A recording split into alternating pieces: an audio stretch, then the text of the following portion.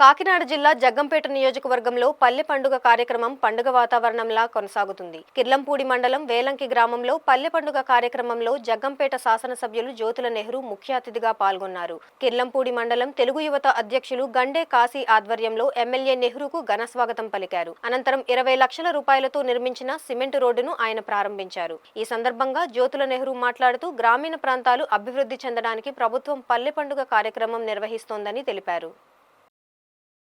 అంటే 2,30,00,000 రూపాయలు ఇప్పుడు ఖర్చు అయింది.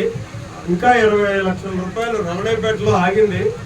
దానికి ప్రాబ్లం ఏంటంటే ఆ రమణయ్యపేట వాస్తవికులు ఎవరున్నా సరే ఆ ప్రాబ్లం కూడా సాల్వ్ చేసాం. లేకపోతే కుమార్ గారు వెళ్ళి చెప్తాడు అక్కడికి. అంటే అక్కడ మంచినీటి పైపు లైన్ లేదు ఆ పేటగా ఆ 2 రోడ్లకి. కాబట్టి అది వేసిన తర్వాత సిమెంట్ రోడ్ వేద్దామని ఆగడం జరిగింది. ఇప్పుడు 5 లక్షల రూపాయలు మన మండలాధ్యక్షులు రవి గారు మండలం నుంచి ఆ పైప్ లైన్ నిమిత్తం 5 లక్షల రూపాయలు ఇస్తున్నారు.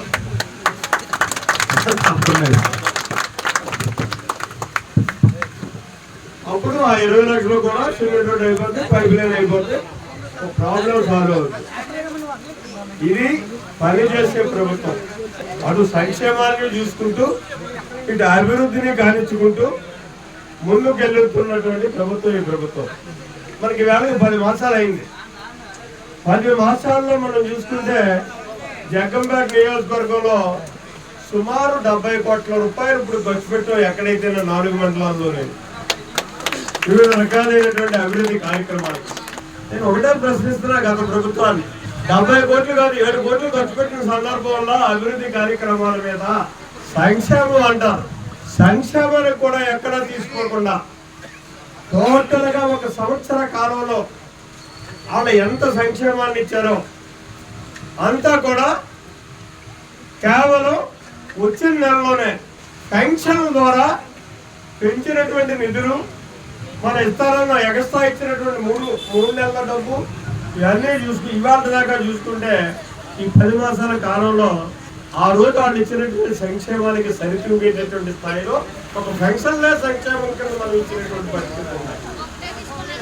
ఉచిత గ్యాస్ సిలిండర్లు ఇస్తున్నాం.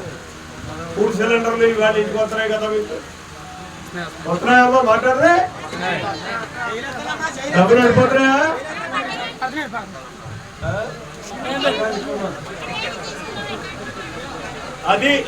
ఇది సంక్షేమ ప్రభుత్వం అని చెప్తారు. రేపు స్కూల్ తీసేస్తారు. మళ్ళీ సెలవులు ఇచ్చారు కదా, రేపు స్కూల్ తీస్తారు.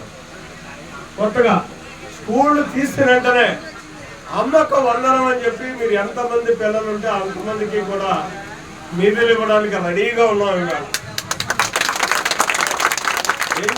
ఏం చేయలేదు సంక్షేమం ఆగిపోయింది, కొబ్బరైపోయింది అంటాడు జగన్మోహన్ రెడ్డి గారు. 6 మాసాలకు ఒకసారి వస్తాడు, ఏదో ఎక్కడో ఇక్కడ ఒక గుంజి ఇస్తున్నాడు. ఏం చెయ్యకపోవడం? 10 మాసాల కాలంలో 1 సంవత్సర కాలంలోనే మనం ఇస్తానన్నటువంటి 6 ప్రణాళికల్లో 3 ప్రణాళికలు పూర్తి చేసుకుంటున్నాం. మళ్ళీ మే లోపులో ఖచ్చితంగా ఉచిత బస్సు సౌకర్యం ప్రతి ఆడతల్లికి కూడా ఇవ్వడం జరుగుతుంది.